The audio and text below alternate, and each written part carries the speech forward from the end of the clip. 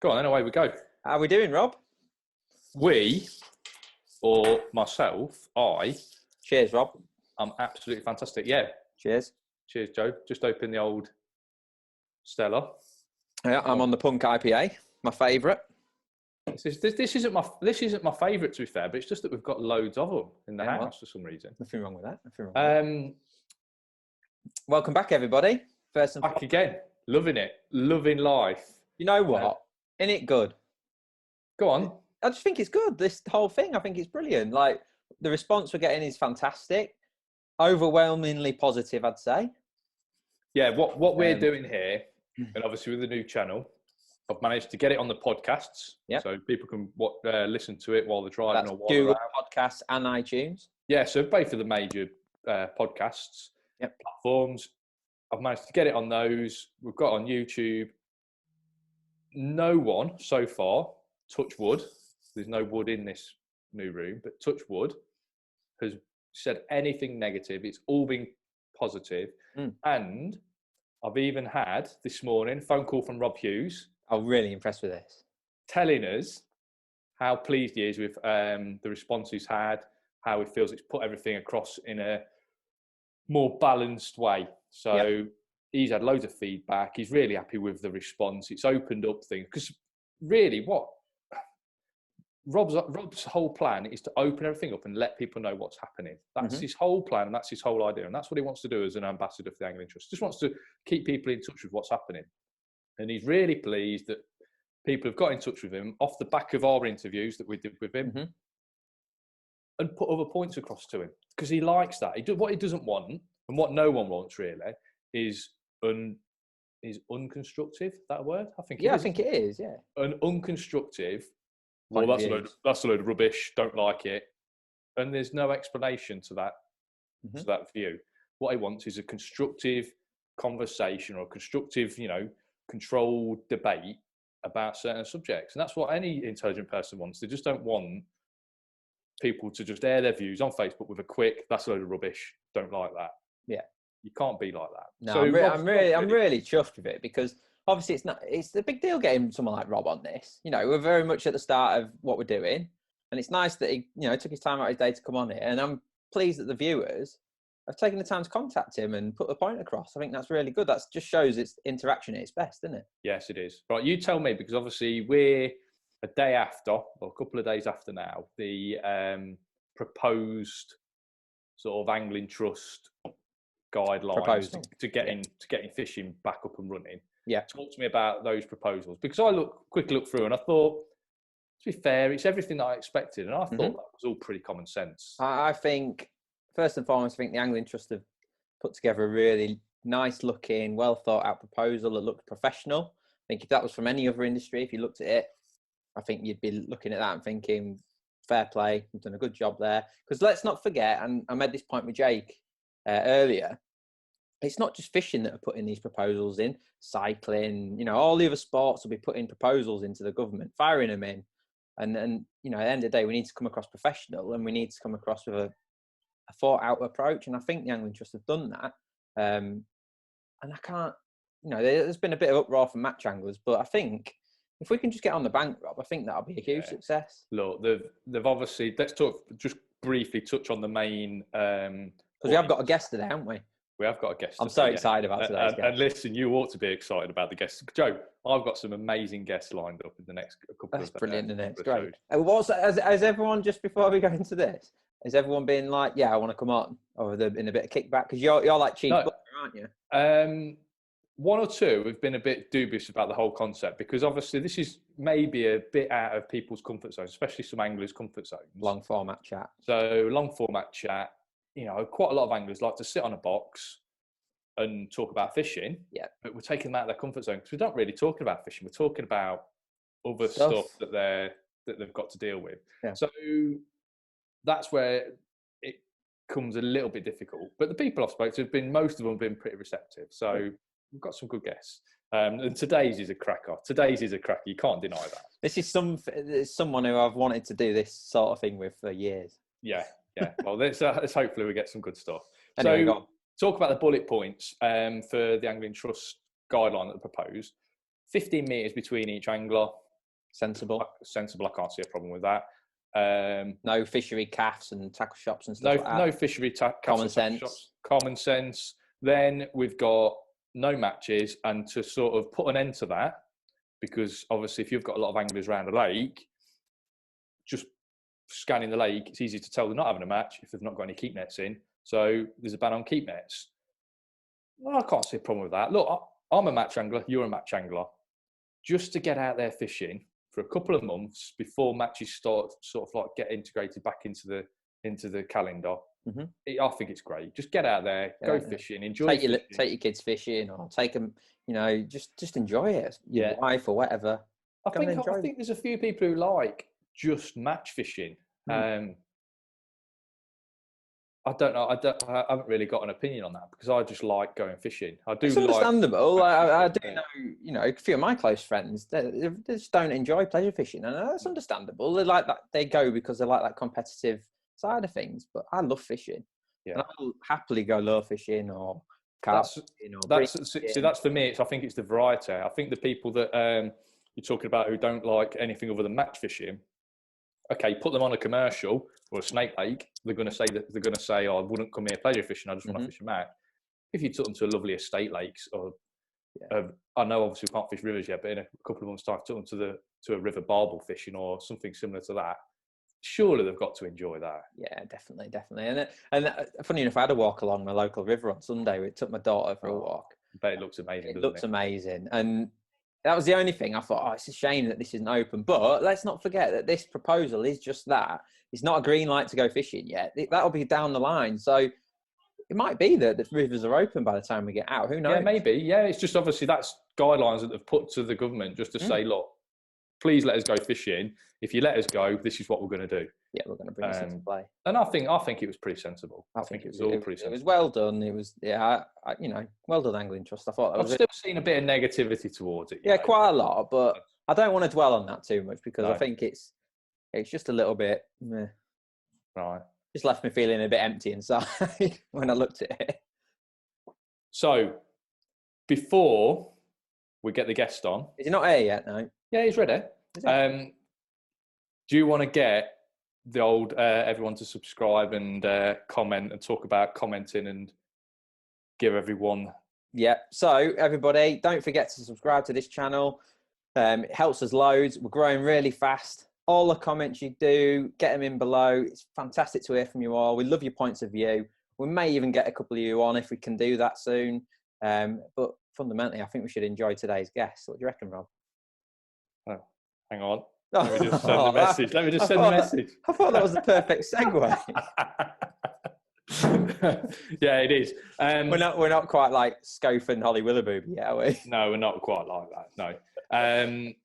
Yes. Oh, I'm looking forward to enjoying today's guest. I'm just waiting for him to pop up. He's not going to be the best. He's not going to be the most technological advanced guy. No, I think you're doing him a disservice there. He's quite an intelligent guy. He's very intelligent. Yeah. Very intelligent, very opinionated. But yeah, so you're doing videos on your channel as well, Rob WOOTTON Fishing. Yeah. I'm doing videos on match fishing films as well, aside from this. So there's plenty of stuff going on. Loads of content. Look, Joe, it's not just us doing stuff. There's loads of content out there. Yeah. If you want to look for some fishing content, get your fishing fix. You know, there's definitely loads of stuff out there. Here we go. Look at that. Hey. Oh. Nathan Watson. Oh, yeah. The man, the myth. Turn your phone the other way, Nath. I'm going to tape it to something so I don't have to fucking hold it. Tape it. We're recording live now. So you can swear. Just try not to use the see you next Tuesday word. My favourite. How are you doing, Nath? Are you all right? Yeah, not bad, thanks. Yeah, not bad. What are you doing with yourself? Not a lot really, mate. No work, lots of exercise, tidying up a bit, catching mice. Nath, what do you do? What are you doing for work now? I've got 2 like personal assistant support worker jobs, like looking after people who are, slightly handicapped. Yeah. Taking them out mainly, just for social sort of things, really. This is annoying when you get all messages coming up in front of your face. So we can't see it, Nath. No. And I've got another one, which is like merchandising magazines and things in shops, but I stopped doing a lot of that. The end of last September, I was going regularly to shops doing magazine displays. Now I only do a little bit every 3 weeks. Right. But because of this furlough, I'm getting paid based on what I was doing before. So I'm getting loads more for not working. All right. So you're doing loads better than you were when you were working. Yeah, I don't want to go back. Right. So for people who don't know Nathan Watson, although I think everyone does, Former Fishomania champ, of course. He's touted as the bad boy of angling, but he's actually the people's champion at the same time. Yeah. Because of the Fishomania People's Champion victory. We all love Nave. Fishomania, how long ago was that, Nave? What year? It was 2002. 2002. You won the Fishomania 2002. 25 grand back then. Yeah, that's it. Yeah. Have you still got it? Yeah, I did have a few. Well, before all this coronavirus, I had about 60 grand from where I'd invested it and the Champion of Champions. But I've lost quite a lot in the last month or two with everything that's going on. Yeah. Well, but saving money, not going out, I suppose. Yeah, I think everyone is. I think everyone's saving a little bit of money by not doing anything. Yeah. People's Champion, what was that? 10 grand? That was all the previous Fishomania winners, wasn't it? Yeah, 16 at the time. So there used to be 16 in the final before they ruined it. We'll talk about that later. Yeah, we'll talk about that actually. Talk about it now, because go for it. You've had a close call on a Fishomania final as well. Let's just talk about a bit of background. You've had a close call as well. You were second to Neil Machin, weren't you? That's right, yeah. And that's the week, just to give people a bit of background, I think 2 weeks prior, I'd phoned you when I was working at MIDI, looking after sponsored anglers, and said, Nathan, do you want some kit? Do you want to be sponsored? And obviously you jumped at the chance. You got a load of elastics sorted. Still got some. We got it. we got it sent to you, I think 2 days before the final, something like that. That's right, yeah. And you just elasticated your kits. And it was a massive weight, wasn't it, that you had? What was it on that final? Yeah, it was in kilos. I think it worked out about 200, just over 200 pounds. And I think I was about 12 pounds behind Neil Machin in the end. I think we'd both had a nightmare with foul-looking fish, losing them all day. Because it was catching down the edge, which was unheard of in Fishomania finals before, with all the crowd on the bank. But the fish just seemed to be there, but they weren't settled, especially where I was, because the crowd was like probably less than 2 meters from where my float was. So I was just getting sort of liners and foul lookers. That's at Hayfield, isn't it? Yeah. I actually was at that final as a spectator, and I remember sitting. Can only have been 2 or 3 meters from Neil Machin's float that year, and he was catching so many fish. It was ridiculous. Yeah, I think the crowd were actually roped off further away from where he was and where I was. That's one of my excuses, anyway. I fished like an idiot as well, but Right. I should have had heavier gear, been more prepared. Cause I was never used to catching that many fish down the edge before, even in a normal match. But well, £200 back then, it wasn't like an everyday occurrence like it is now. No. When I won it in 2002 with £89, that was a Fishomania final record at the time. So, every match used to be won with £60 or £70, didn't they, years ago? That was considered. Yeah. That was on the floating pole, Nate, wasn't it? It was, yeah. Go on the floating pole. First time I seen you, Nath, was the first time I seen you fishing was, and this one to talk to was at Makins, and I think you drew on Lake 2, and you got your floating pole out that day. I think this is after you'd won it, the year after you'd won it, I think. And you were fishing a qualifier at Makins on Lake 2, and you got your floating pole out that day. Then the time that I spotted you after then was actually to actually talk to and see you fishing a bit more was at a Barford, I think, 2-day festival. I think you might have even won that festival. Yeah, I won most of them there. I'm sure you won that festival, but you sort of made a name for yourself, I'd say, through shallow fishing. Yeah. I remember looking through your rigs that day as well. You had a little Tupperware with all your little rigs in. Preston PB2 dibbers. They were mainly me margin floats, they were, I think. Them purple ones, yeah. Yeah, the purple ones, yeah. Yeah, still got some. Yeah, I used them in the marginal and a bit fishing up in the water. On Railway Lake, I started using them Mick Wilkinson P's. It was a 12-inch limit under your float on there, wasn't it? Using that. Well, a lot used poly balls, but I think the P sat a lot better in any wind and just made a lot a lot more difference. And if you use the float of the stem, you'd be that much too deep. And loads of foul hookers and liners. Right. So you touched on the Fishomania. Tell me why you think a smaller finals, you think they've ruined it. Yeah, well, for years it was 16 in the final, wasn't it? And it just felt, you know, an average angler against us. Probably now it's more dominated by the sponsored superstars into full-time anglers. But in a 16 peg final, you always thought you'd got a reasonable chance. If you got a half decent peg, you could win it. But now I think with 24 in the final, you've got a lot more bad pegs in and less chance of winning, really. Plus, obviously, now they've changed it. There's 4 foreign qualifiers, isn't there? Yeah. A lady, which is very sexist, isn't it? They don't give the men chance to have a men-only final, a men-only qualifier, but a ladies only qualifier. Well, they've changed it to a ladies national winner now. It was a ladies qualifier, and then now they've got the previous year's winner, haven't they, as well in the next final? Have they? I didn't know that. So that's 6 places gotten before the main qualifiers have already started.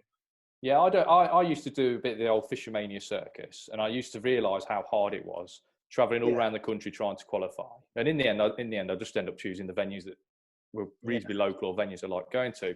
But it's a tough old crack going around the country trying to qualify.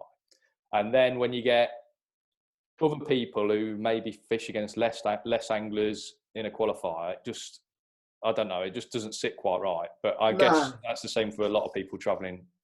What was the deal before on the 8th? Did you get tickets as previous winners? Or was there like a loyalty scheme or something? At one time they started, the Veterans Club, they started it when Fishomania first started, there was 8 200 peg qualifiers on canals and rivers. Yeah. And a lot of the time they didn't sell out.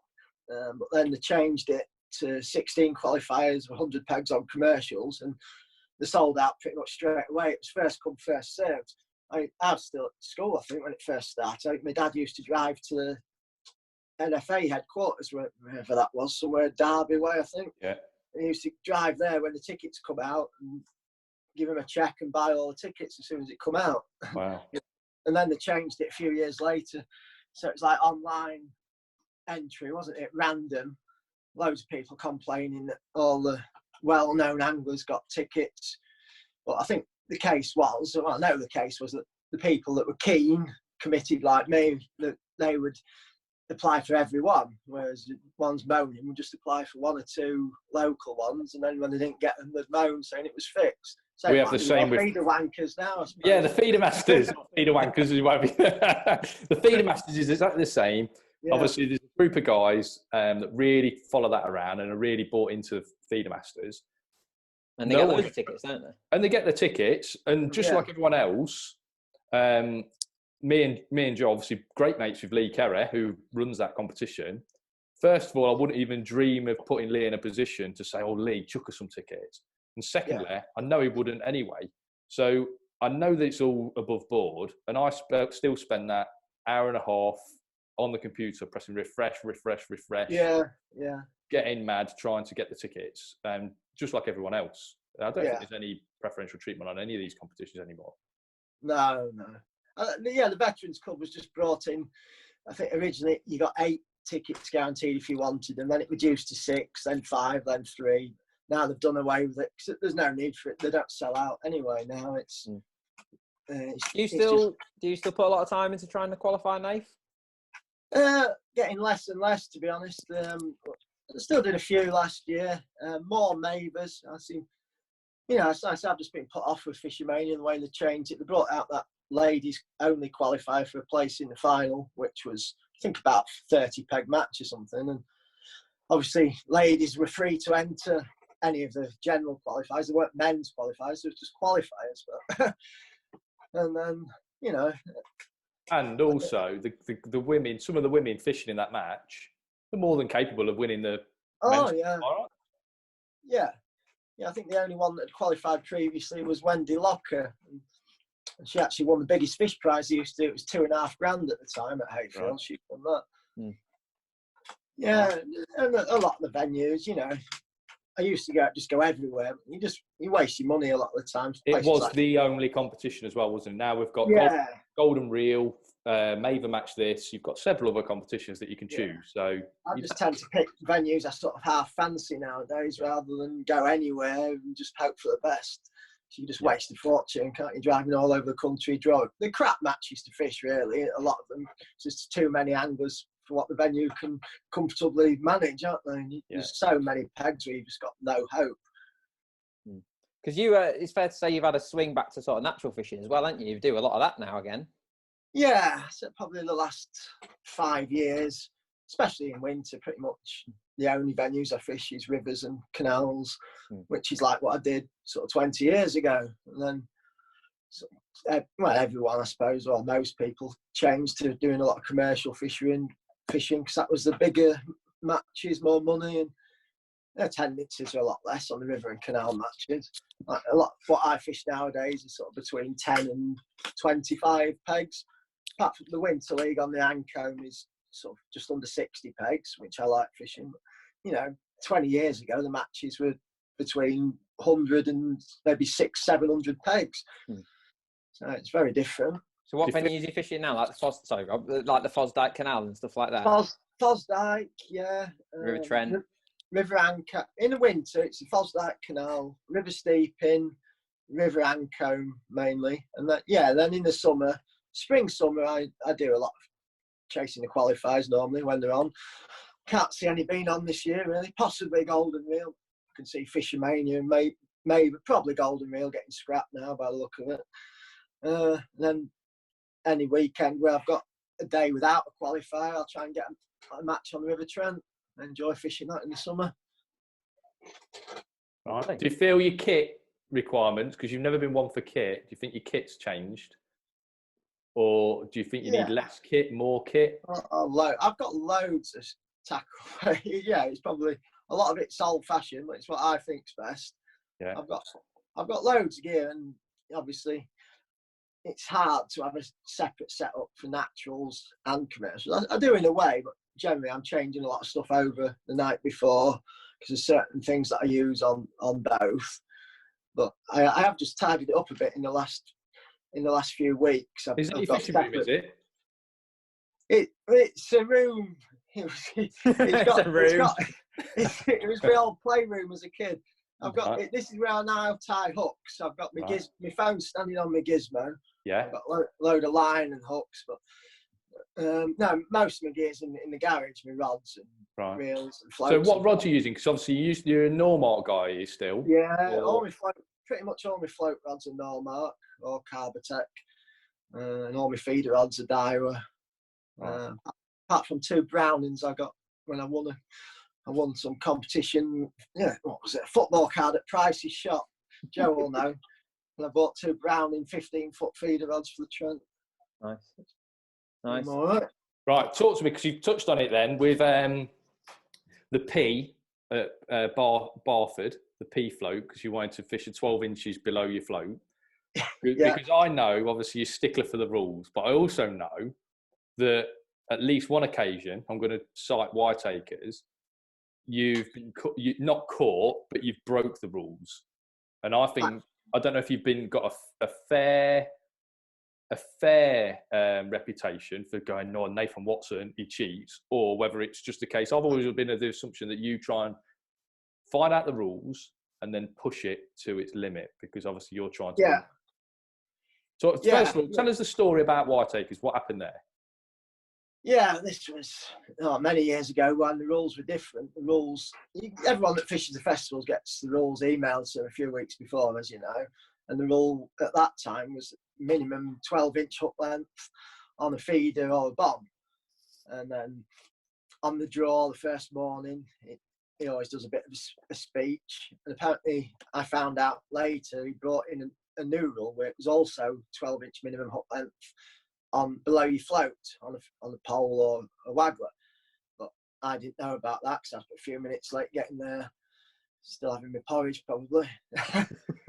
and then after this match, when the fish had been spawning on Trelawney Lake at the island, so I'd been casting a waggler over, generally fishing about 18 inches deep. I think I caught most of my fish. But you know, a lot of the time I'd had liners, foul hookers, because fish was spawning. So I tried fishing like 6 inches deep, but it didn't work. And then just talking after the match at the weigh-in, I said I'd tried fishing 6 inches deep, just because I had no idea of the rule. Had you done any good? You'd won the section, hadn't you? Yeah, I think I'd won Trelawney and probably second overall with Twin Oaks. I'd had about 160, 170 pounds or something. Someone said, how did you do that? I said, what do you mean? I just put a 6-inch hook length on below my waggler. I said, you can't do that. So what do you mean? I thought no more about it. And then I went, after my tea, went in the pub to look at the results. I thought, not there, he must have missed me. I kept looking down at the bottom. I was there as a 0 at the bottom. I thought, fucking hell. That was the first I knew about it. So it wasn't an intentional cheat, was it? No, you're not trying to do anything underhand. Just me being late as usual and missing this new rule they brought in on the morning. Right. Because I know you're a stickler for the rules, because all I'll hear is that pole's not 16 metres, that's too far, that's too close, you're too far, that line between your pole and float's not right.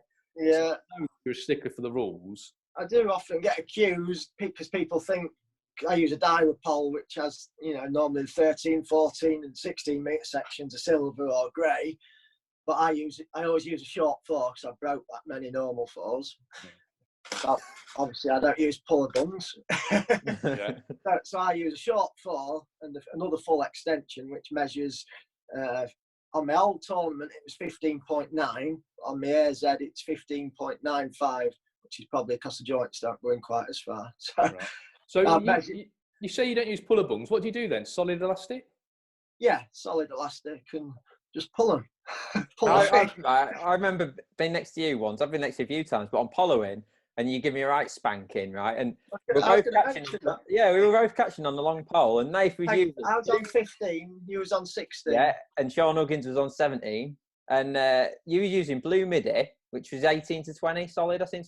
Listen, that is a brilliant elastic. It's quite soft, actually. Yeah, it's lovely. 18, 20, it's more like a 14 in soft. But what it was your technique more than anything. It was like you've got this trademark sort of how you come over your shoulder and net the fish dead quick. And I was like, I'm like this, fanning around with puller kits, and you're like, and it was just awesome to watch you doing that. Was that the day when you had a white hydro get pulled, or was it a double elastic six that got pulled all the way through you? No, that was the day before when I won Trelawney next year. Oh, no, I forget about the times when you beat me. And in the commercial national the other year as well, I beat it up as well. I can tell you've had a beer thinking about this through good time. Yeah, I remember. I've got to take all the successes I can. The whole length of your elastic just disappeared out your pole, didn't it? Yeah. Yeah, I remember you saying you tested my elastic. I think you said that's the most manly elastic you've ever seen. Nath, you mentioned obviously Sean Huggins. Yeah, does he still fish much? He does. He fishes. I don't talk to Sean as often as I should. Obviously, speak to him on the phone every now and again. Yeah. But he always loved you. He loved your attitude, because obviously it's a bit of a don't give a fuck attitude, and he loved that. But he always remembers you scouting the platforms, the whitetail, the bait bands. And we talked about this yesterday when I spoke to you, tying lassos, and we had a debate. Me and Joe have talked about it a few times, lassos versus bands, because around that time, I think that's the time, around that time that I won my only Wild Acres Festival. I used a lasso all week. It was pellet waggler like dominated. Yeah. I drew some brilliant pegs, chucked a pellet waggler on nearly every peg and sacked up, used the lassos all week. But ever since then, it seems to me that I just tie a bait band on, because obviously it's just simple to do. Yeah. Well, you do loads of shallow fishing. What's the crack? You tell us. I'm the same as you. I use a band pretty much all the time now. It was you and Sean that taught me how to do the sue at Whiteacres. I was quite a slow learner. I think it was about 2 hours, wasn't we, one Saturday on the bank doing it. Yeah. And then after that, I used it. I don't think I used it on the pole much, but for all my pellet waggler fishing, which, like you say, at the time, that was a big new thing, wasn't it? Working everywhere. Yeah. Andy Lloyd, remember Andy Lloyd? He dominated, didn't he, for like a couple of weeks at Whiteacres and down in that southern area Yeah. for obviously a few years. He dominated, just bladdering pellets in and sacking. Yeah, I started using it at like Barford Lakes. And it worked in Hayfield, and I won a Fishomania qualifier at Woodlands Thirst, where it was quite rare to fish a pellet waggler, and that was on a Lasso. But since then, I've had problems if your pellet stays on and then it'll snap off in your landing net. So I don't like using a fine mesh net because you can't move it through the water as quick, can you, to scoop the fish out? And yeah, I think at that time bands weren't as good quality as what they are now either, were they? So no, bands are better now. What do you think? Yeah. You're a Lasso man, ain't you, Joe? I love a Lasso. Yeah, I do like a Lasso. Yeah. But again, even I'm happy to use a band like a lot of my fishing. But I think when it's like real cute fishing, when it's like less than £100 fishing, I think a Lasso is a good thing. Yeah, you're probably right. Yeah, I'm thinking of trying it again soon. Really, give me something to do. If we can get out again. When do you think we're getting out again, Nathan? What did you think when we've seen the proposals, the guidelines? Yeah, it looks decent enough, doesn't it? Really, I thought all along they're going to allow us to go pleasure fishing before matches, but I'm not convinced that this proposal from the Angling Trust will make much difference to the government. I think the government, they'll decide themselves when they think it's safe to do things, which I think probably in the next couple of weeks to talk about opening non-essential businesses, which could include tackle shops. And soon after that, there was already some article, wasn't there, where they said like fishing and golf would be the first sports that allow back. So yeah, we've seen the press cutting that gave us all a little bit of hope, saying that fishing and golf could be one of the first back. But like you say, I think we all realised that pleasure fishing was going to be the first to get back. Would you go pleasuring, or is it all matches for you? I'll go occasionally. I don't mind the occasional pleasure session, but it's not something I'd want to do every week. I like to be, in a match with people to chat to, have banter with, so something to set with, like aim at, try and beat other people, win a prize. Pleasure fishing can just get a bit boring. It's too easy a lot of the time, isn't it? It might be for you. No, if you're trying to catch like a £30 carp or £15 barb, well, yeah, that's different. But on a commercial or even a river, sat on your own, you just bag up on any method and bait, and gives you a false sense of security, really, doesn't it? Thinks you know what you're doing. Then you come in a match, nets are in, you've got anglers either side, and nothing works, does it? No. No, it doesn't. So I think big matches, I'm sort of 50-50 whether I'll be able to go to Whiteacres in October, which I've booked in for and paid for. I was booked in for May, and I've transferred the payment to October. They seem to think it'll be on, but I'm not so sure. How are they doing that, Dave? Because obviously it's not the Preston Festival's normally like people who've done well throughout the year, isn't it? Yeah, they've just allowed anyone to enter that now. Just as a normal first come, first served? Yeah, and there's a few quite annoyed because they didn't know about that. But I've heard there's no 25 grand final to qualify for either now. So obviously they're not making money through the festivals in spring and the residents matches. So it'll just be another festival. Mm-hmm. You've not been for a few years, have you? No, but it's understandable, isn't it? There's no money in the pot. They can't just give it away, can they? No, I did think they might donate a bit and maybe have a final for like 5 or 10 grand or something as a goodwill gesture, but Part D are tight, I think. Obviously, they'll be losing millions probably, won't they? I think everyone's pretty tight at the minute. I think everyone's going to take a hit from this. No one's going to be flush with cash after this. No. This is the nitty gritty now, Nath. When obviously I got you some MIDI gear, and then I went to. I've not told you this, but I'm just going to get my beer in a minute. Yeah, get your beer, have a drink. I went up to the office this is a couple of years later, I think it was, and got into the office, and one of the reps comes down. He says, "Who's this Nathan Watson guy we've got on our books?" I said, "Oh, Nath's all right." "Who is it? He's causing loads of aggro for the shops around me. He's been. I said, "He's fine. Leave it alone. Leave it alone. We can do all right." He's all right, Nathan is.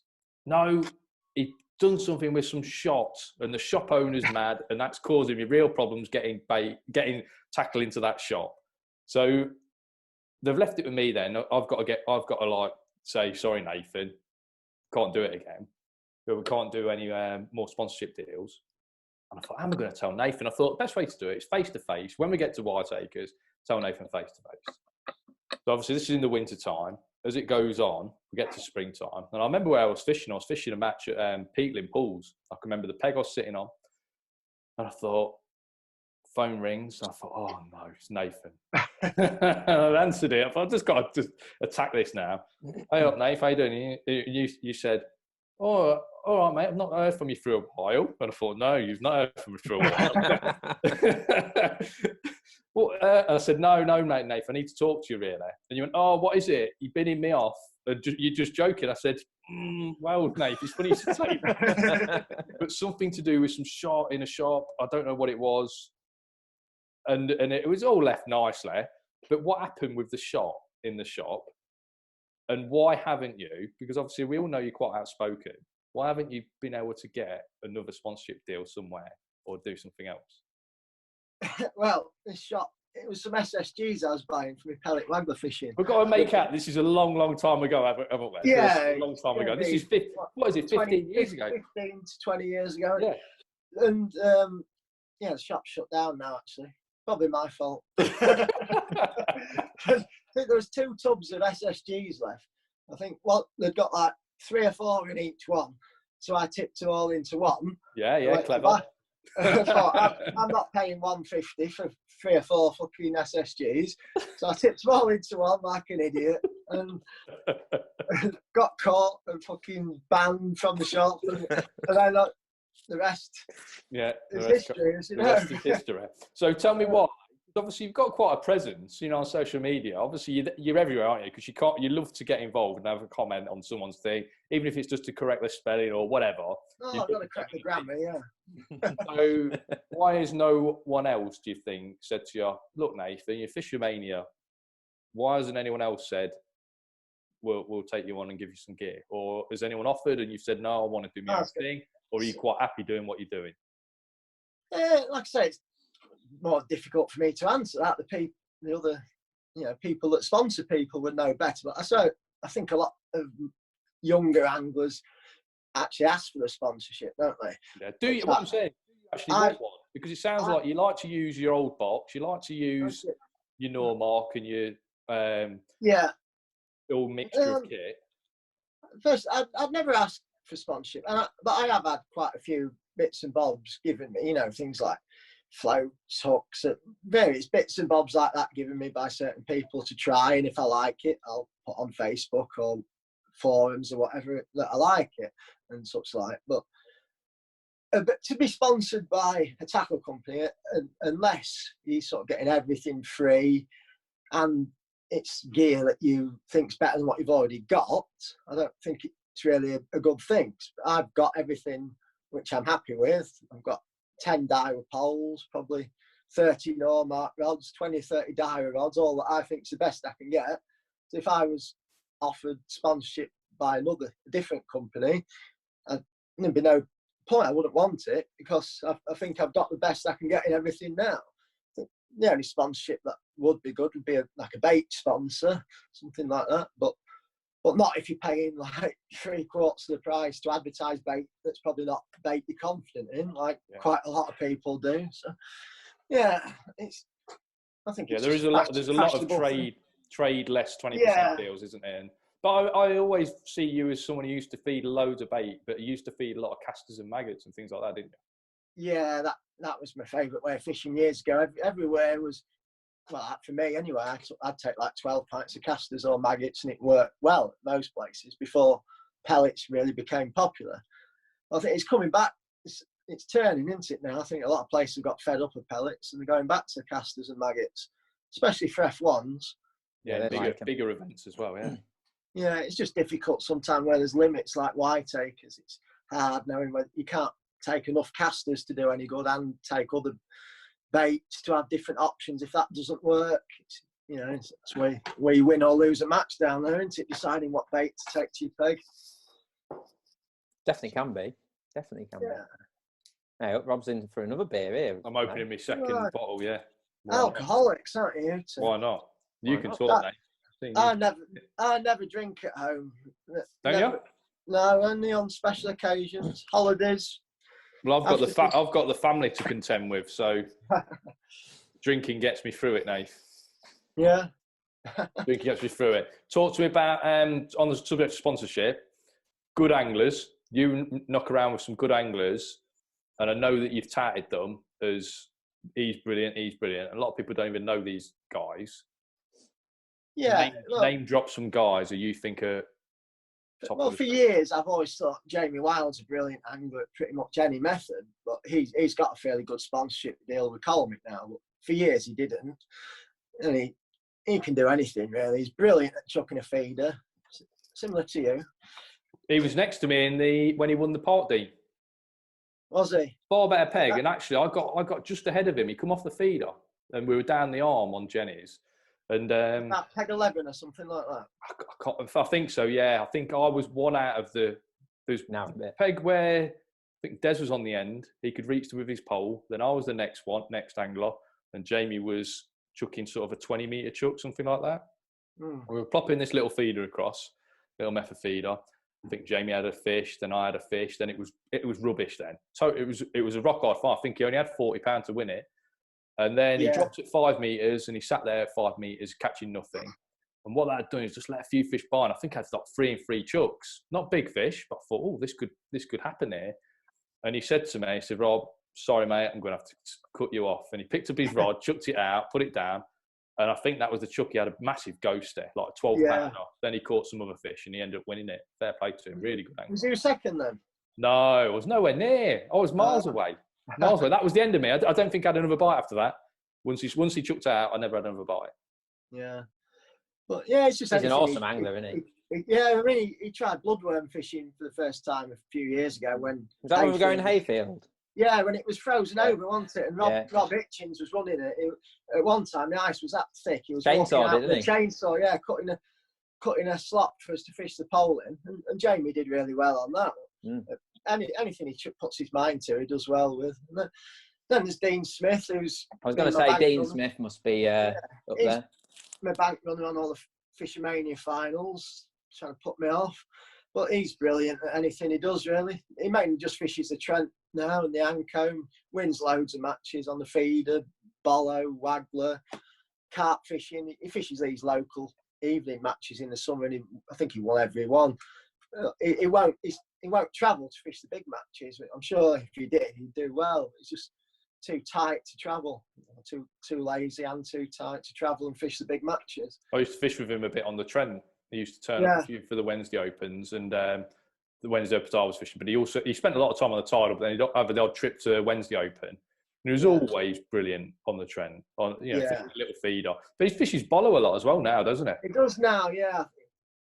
When I first started going back on the Trent 5 or 6 years ago, it was all feeder to win. But obviously, it depends on the tide a lot. On the tide, if it's a low river and running off, the float works more. And Dean always used to fish a feed, but recently he's realised fish the float, so he's tried it, and he's just winning on the float like he's been fishing it for years. Right, he did fish it, a bit previously, but not as much. I think he's learnt from John Small. He's probably the best float angler that fishes the Trent. Do you know John? Yeah, I know little John. Yeah, good angler, isn't he? Great angler. Yeah, brilliant. Yeah, same on the canal fishing the pole. He's one of the best anglers on there. Right. What's your local scene like, Nathan? Like Lincoln area, isn't it? Like I say, yeah, most matches are between 10 and 20 pegs, which I enjoy. It generally means there's not that many crap pegs in. It's just good banter with people, really, and sort of fishing I enjoy. But there's no big matches anymore, mate. No. But that tidal Trent is just a fantastic place to fish, isn't it? I just love it. Yeah. You have your hard days, but the fishing's great, isn't it, as a rule? Interesting. Yeah, it's varied, isn't it? Barbel pegs, bream peg, roach, dace, big perch, flatties. Flatties, yeah. Are you still kickboxing, Nathan, and all that? Do I still? Yeah, kickboxing. Because obviously anyone that used to do kickboxing or something like that. I used to, yeah. I'm not done. I used to do kickboxing and then boxing, but I'm not done for the last few years. Because I used to see every time someone challenge you on something, you'd go, "Shut up! I'll come and fill you in." That was always the end. That was always the end. and then they'd either spat off for a bit, or they'd quieten down. But if you're not doing it anymore, is that the green light for people to start spouting off a bit more? Yeah. But I think it is funny though, because you always like kept yourself really fit, haven't you? Because I remember going to White Eggs and seeing you running around, doing your laps and all that sort of thing. Oh, I still do a lot of exercise. I'm, probably even more so these last few weeks. I've been doing a run or a long walk each day. And then I've been going on the exercise bike, especially if it's bad weather. I've got this exercise bike inside. Loads of sit-ups, press-ups, and various things, weights inside. Always try and keep fit. Are you still doing a bit? I think we're trying to do what we can. No, so you got really into the gym, didn't you, a few years ago? Yeah. I still try and do, but as soon as you have kids, time becomes an issue, sadly. But there you go. Yeah. Try and I know you're both into your feeder only matches now, aren't you? I know Rob's an old man, so he should be doing it. But Joe's young and good at fishing a pole, so I don't know why he's into all this feeder wankering. Doesn't have to tiny rigs.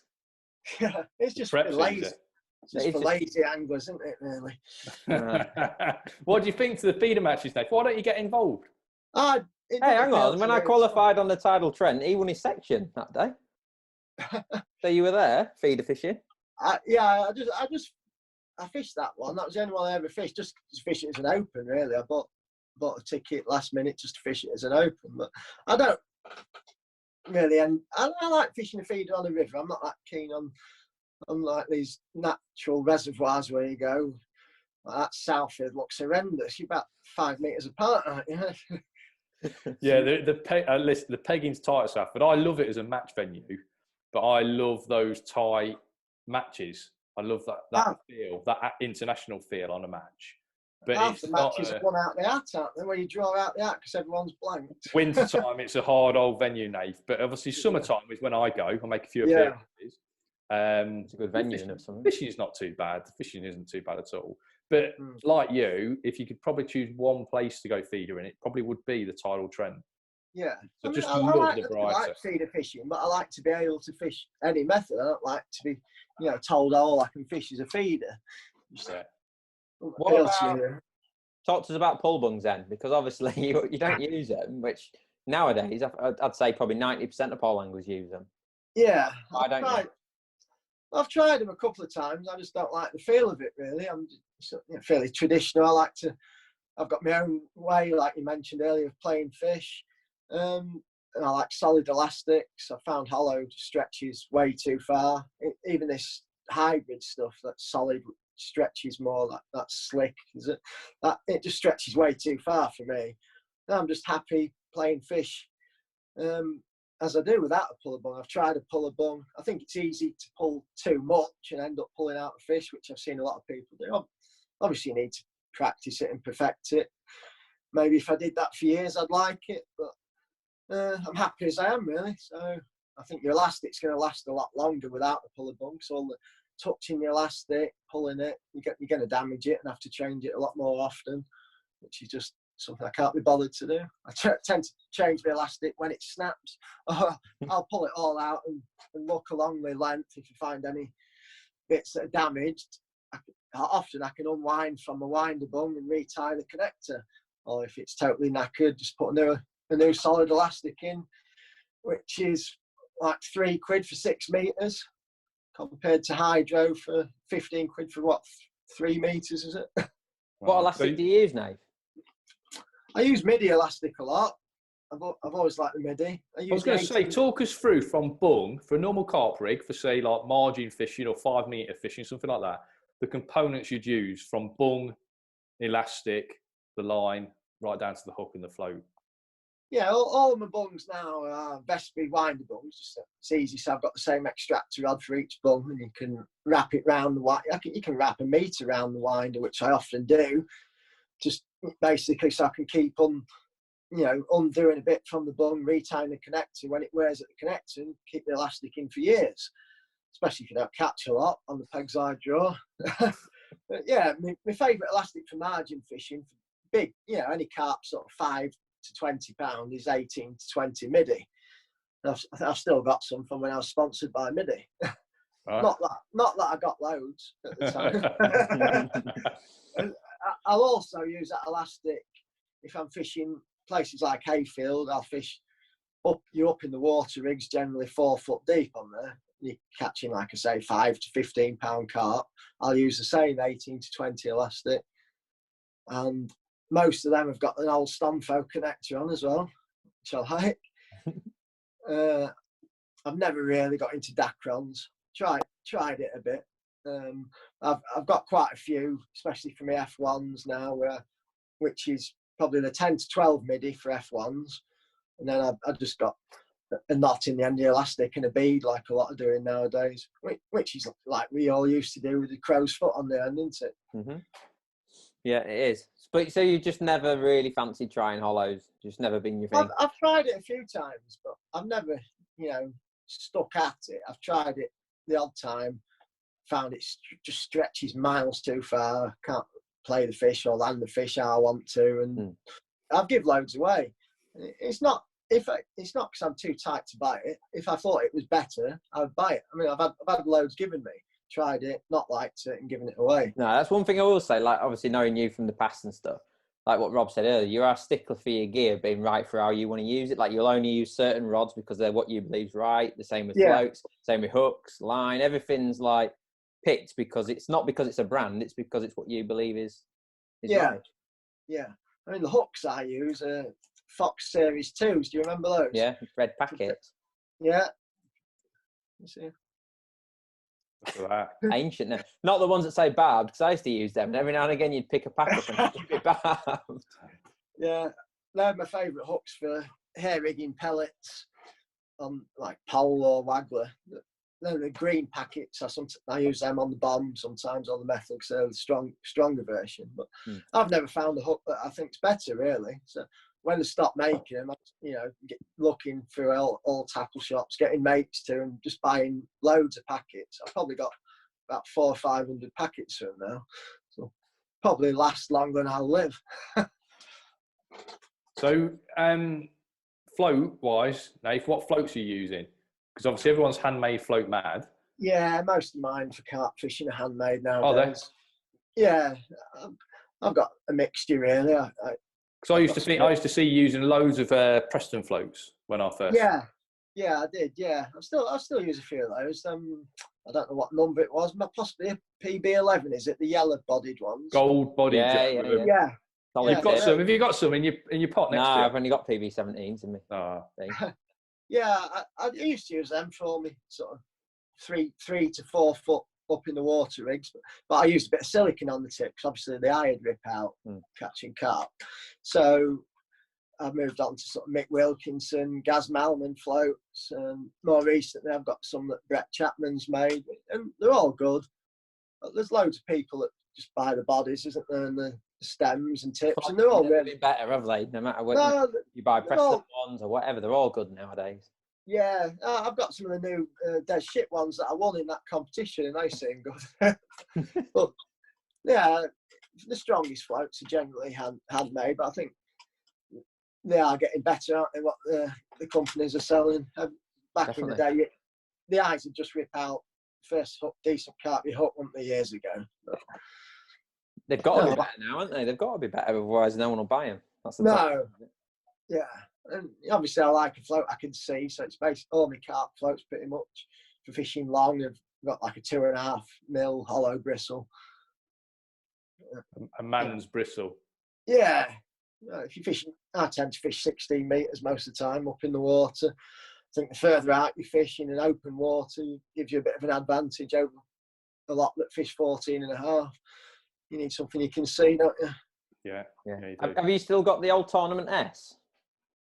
I have, yeah. I use the tournament. I've got probably 2.5 Tournament S's. 2.5. Yeah, which I use on rivers, probably most rivers really, and a lot of sort of narrow canals and drains. If I know I'm not going to be fishing more than 13 metres, I use that because it's just really slim and light. I've got loads of top kits for it, loads of spare 4s and 5s.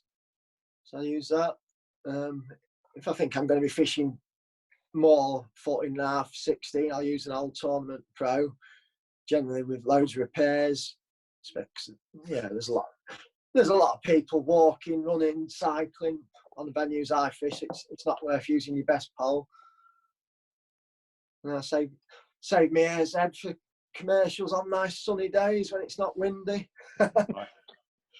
Right. So before you go, Nathan, before we finish, I want you to tell me what you dislike about fishing and maybe match fishing at the minute. That's a tricky one. You've always got an opinion on something like this, so don't say it's tricky. Well, I've already mentioned earlier sexism. The Fishomania side of it. Cheating, obviously. That's one, like you say, I always try and make sure I know what all the rules are and, you know, fish as close to the rules as I can. And a lot of people don't and don't even realise what the rules are and cheat sort of unknowingly, like I did in the past.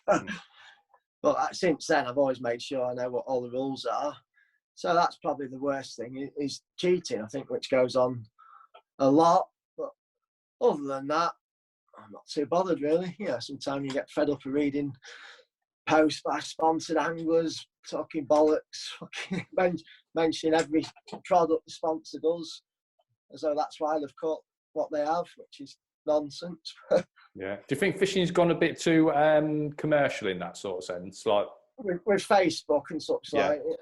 Yeah, possibly. But it don't really bother me, to be honest. Obviously, that's how the industry sort of survives. And as Joe, as a media manager, sort of stroke creator, me doing what I do, you know, you need to have that presence and you need an ability to sell kit.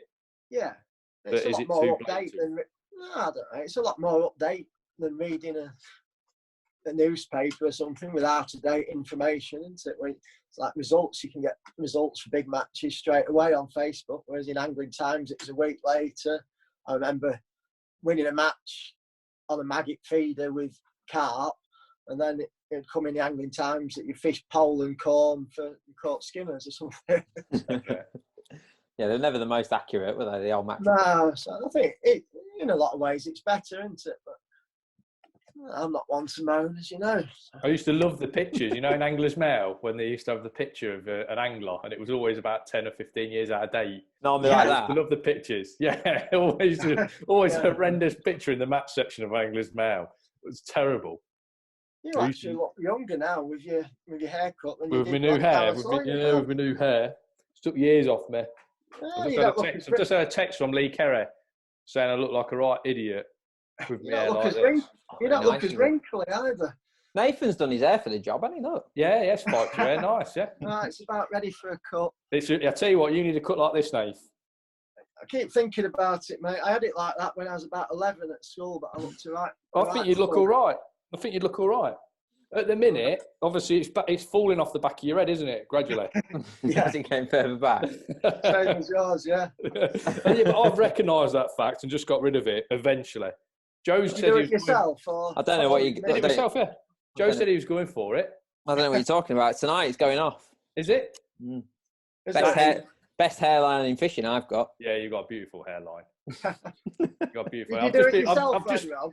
I did it myself. Yeah. Did it myself. I think it's a nice enough job. Number one all over it was at the time, and it's growing back rapidly, Nate. I might try growing it again.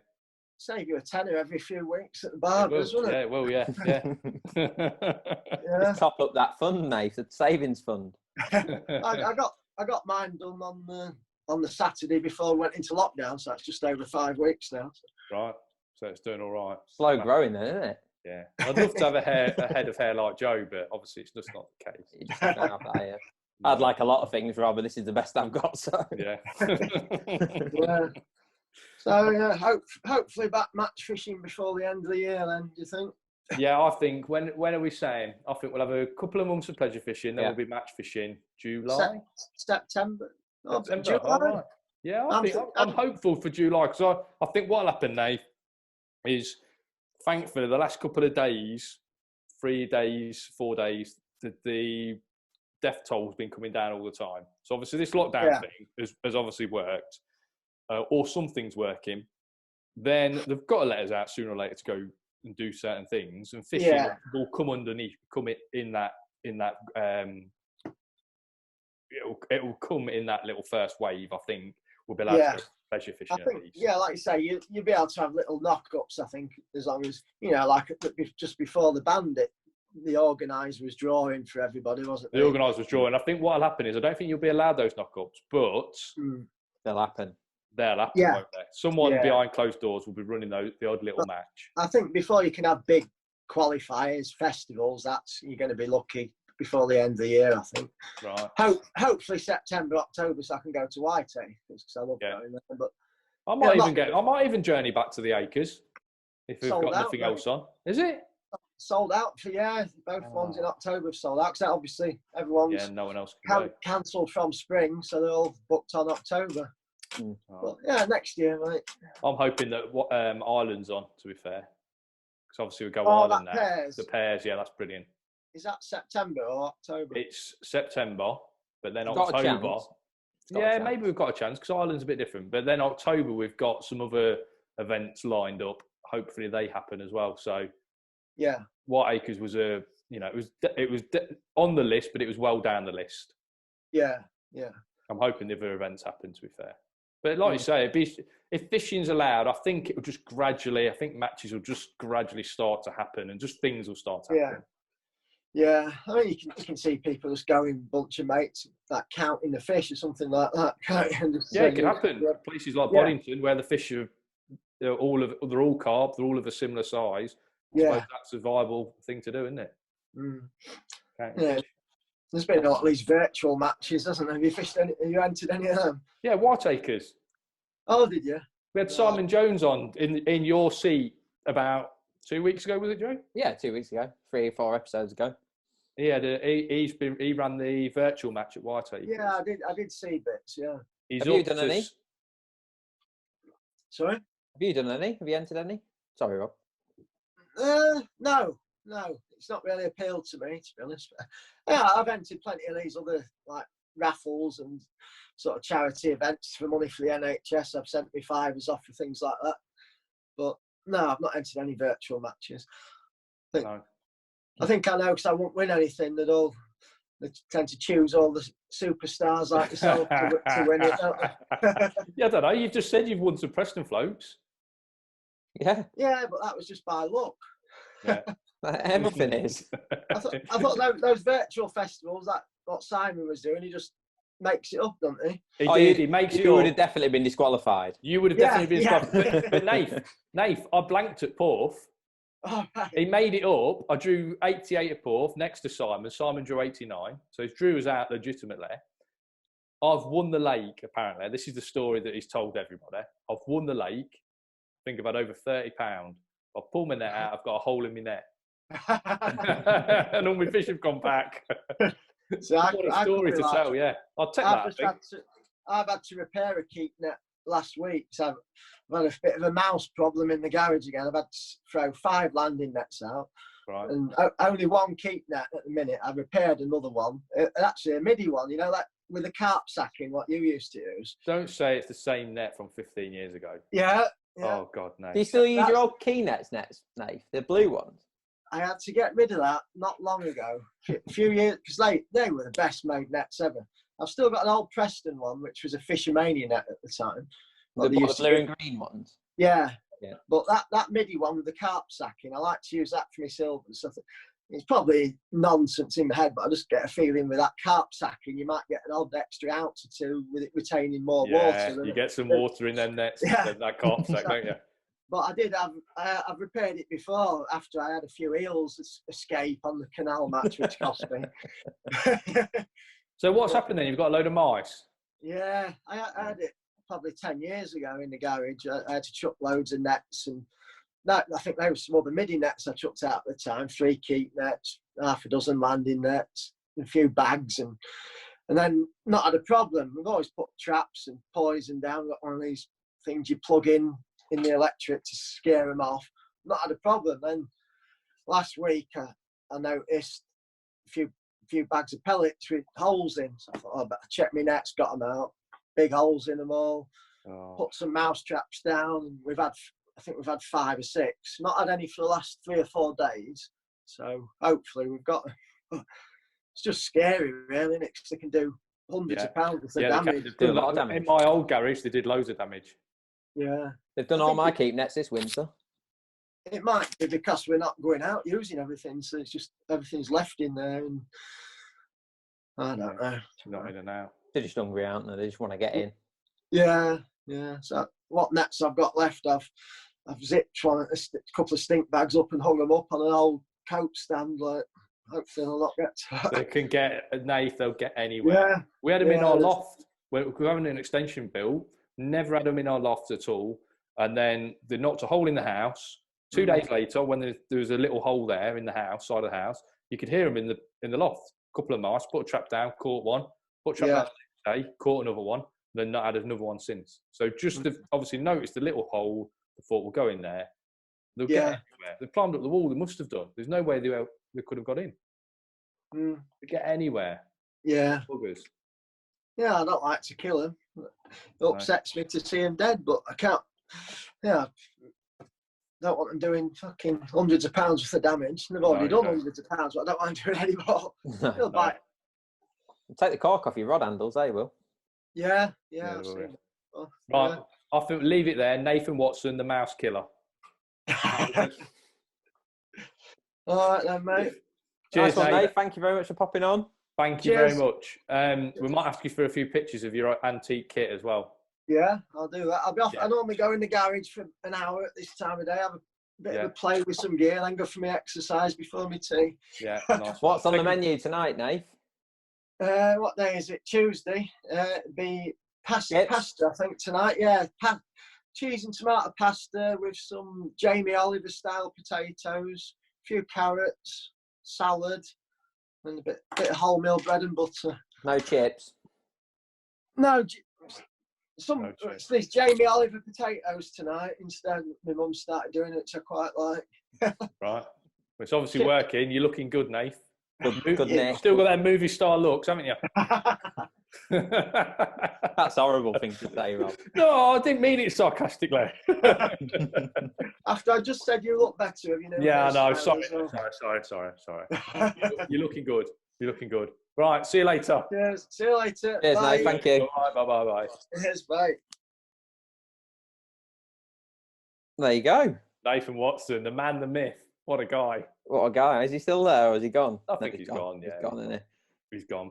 He is an enigma, that bloke, isn't he? He is, yeah. Man to his own. And to be fair, I didn't want to prod him too much on certain issues because he does like a rant every now and again. He does like a rant. There's nothing wrong with that, is there? As long as it's done in the right way. And I'd say what Nathan is, he's articulate. Like, and well thought out, isn't he? Like, what he does is well thought out. So he doesn't just, you know, if he has an argument, he strongly believes it, and it's generally a well-considered point, to be fair to him. Yeah, it's just not off the cuff. He's not one of those people that just go, that's rubbish, and then leaves it. No, he'll explain, he'll have a reason behind it. Yeah. Yeah. And I tell you what he is a brilliant angler. Yeah, he is. He does well when he puts his mind to it, I think. And he's doing well on natural venues as well. So he's a brilliant angler. I don't really see him very often fishing anymore, so I don't know how successful he is on commercials, but I know that he does do well on natural venues now. Yeah, and Fishomania champion and champion of champions to his credit as well. So yeah, got lucky a couple of times. Good to see him. I remember the one when he won Fishomania because he was really young then, like a teenager. I don't remember it. Long time ago for me. Floating pole, and I remember watching it. Right, were you there on the day? No, I wasn't there. We watched it though. Me and my dad watched it. I remember. Right, you were more into bigger matches earlier than me. As strange as it was, because I used to just go fishing, whereas I get the impression that you were following the match scene around a little bit more. Oh yeah, obsessed with it. But that was just at the time, and obviously it was a big time for big matches then, wasn't it? There was so many things: embassy pairs and Maver pairs, and God knows what else. It was fishing was a great state then. Yeah. Yeah, it was. I think it's in a great state now. I think it's brilliant now. Yeah, as it is now. Yeah. Yeah. Plenty to do, isn't there? Just hopefully. What do you think, Joe? This is what I've. Are we having one last point then? Well, one last point, because I think this is an important point. I've noticed a few people have been these angling trust guidelines with where angling, you'll be allowed to go angling, hopefully a bit of pleasure fishing, 15 metres apart, no matches, all this sort of thing. And I've noticed a few people, then they've said that, oh, we don't like this. It'll just be every man and his dog going fishing, because that'll give excuse for people to go get out of the house. They'll go fishing. They'll buy an Argos rod, or they'll get dust off the kit they've not used for 20 years and go fishing, just so they've got something to get something out to do. And that's great, isn't it? That's amazing. They're talking as if that's a negative, that their little commercial or their little fish that they go to, where they only ever see the handful of guys or no one before, might have a couple more people around it. But for fishing, what people don't understand is that is absolutely brilliant. That's exactly what we want. We got sent. Jake Fowles sent me a post last night, and he's like, "Look at this." A guy says the problem with this is people will be going in the loft, getting a 20-year-old kit that they're not used for 20 years, obviously, and going fishing again. And he says that's the problem. I'm like, that isn't a problem. That's what we want. That's fantastic. We want people on the bank. We don't, obviously, we know the rules or potential rules. Like, stick to them. And if we can get people on the bank, dads and lads and stuff who haven't been for years, that's what my dad did when I started. And look where we are now. So it's like, God's sake, people, have a bit of common sense. Yeah, I know. It's just a really selfish attitude that people look at this and they just don't like the fact that someone might turn up and they might be in their favourite peg at the weekend, or they might sit next to them, or I just don't get it. If we can get a rod license boom off the back of this, then I think that's a really nice silver lining, isn't it? If the rod licenses could actually go up, because let me tell you, tackle shops are going to take a massive hit if a lot of them survive. Tackle companies, obviously, the next knock-on effect, they're going to take a massive hit. Then angling in general, if it doesn't have a bit, if all those other issues have a problem, the shops and tackle companies, angling in general will take a hit as well. And we just can't afford that, because as Rob Hughes said on his interview, if we get to 500,000 rod license sales and it keeps dropping and dropping, we've just not got a voice anymore, and no one will care about us at all. So we want rod licenses to actually increase, the sales to increase. If we can get a surge off the back of this, and it encourages people, dads and lads or families or people who haven't done it for years, just because they want to get out of the house, buy a rod license, get out fishing. That's what I say, when the time is right. And if that is the case, bloody brilliant. Now, I'll tell you what, if someone's watching and listening to it, and they've got a mate who's never been fishing before, this is the ideal opportunity to say, look, this is your chance to get out. And your mate, they might like going to the football at the weekend or something like that they're just not going to be able to do for a while.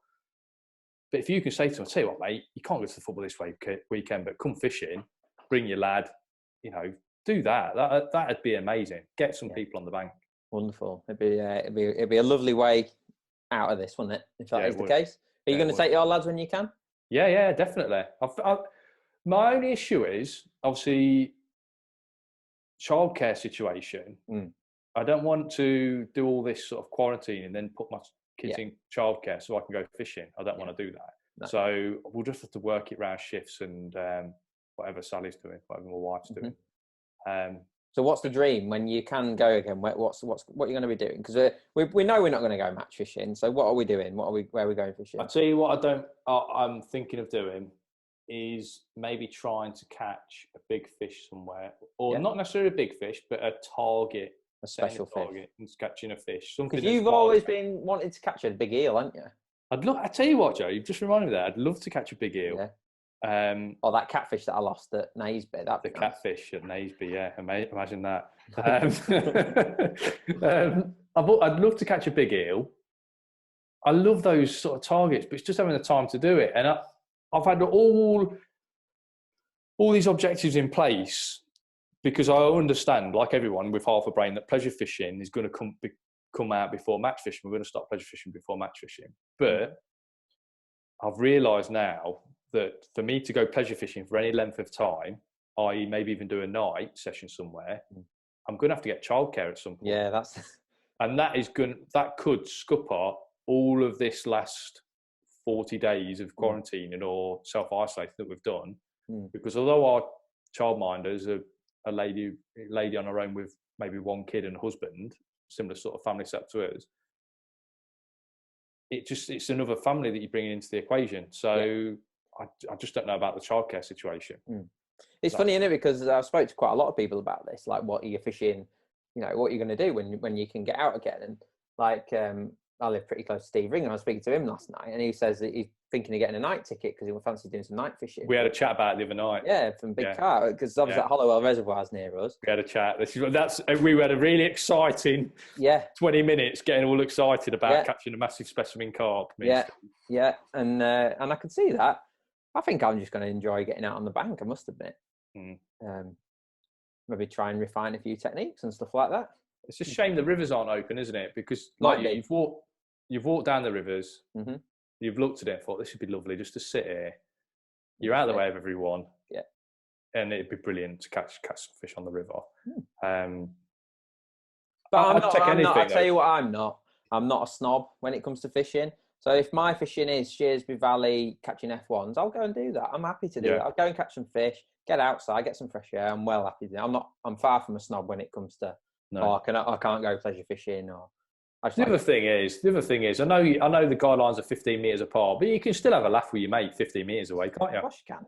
If there's 2 or 3 of you on the lake and you all know each other, you can still have a brilliant laugh. Of course you can. So, but just be sensible and hopefully we can get match fishing again soon. Okay. Right. So, what are we saying? Next Tuesday is going to be another little video out for everyone. Friday, isn't it? Yeah, this is Friday. Yeah, Friday. This is Friday. This is Friday. It's Friday today, even though it's not. It's Friday today. It's Friday today, yeah. So Tuesday's the next one. Tuesday, yeah. Are we going to get another guest on, or? I'm going to try my hardest. I've got a guest lined up. Have you? Yeah. Is it a good one? Yeah, it could be, yeah. Chief Could be very current. Yeah, could be very current, but we'll see. So everyone, YouTube, subscribe, podcasts, listen, Apple, iTunes, Google Play, whatever you want to do. Just make sure you leave a comment. Tell us what you want to hear. Tell us about guests. Just have an input into what we're doing because it's for everyone else as well as us. Yeah. Thanks for listening to Fish On with Rob and Joe. There you go. It's good though, isn't it? We've got our brand now. We've got a brand, new logo. I'm going to mess around with the logo. Yeah. Mess around with the logo. Get the logo. I just got a quick logo sorted and I thought that looks all right. We'll put that logo on, but I'll have a mess around with that. So yeah, we'll do what we can, guys, and we'll get back with another episode on Tuesday, not Friday. Toodaloo. Bye, everyone. Bye-bye. Bye-bye.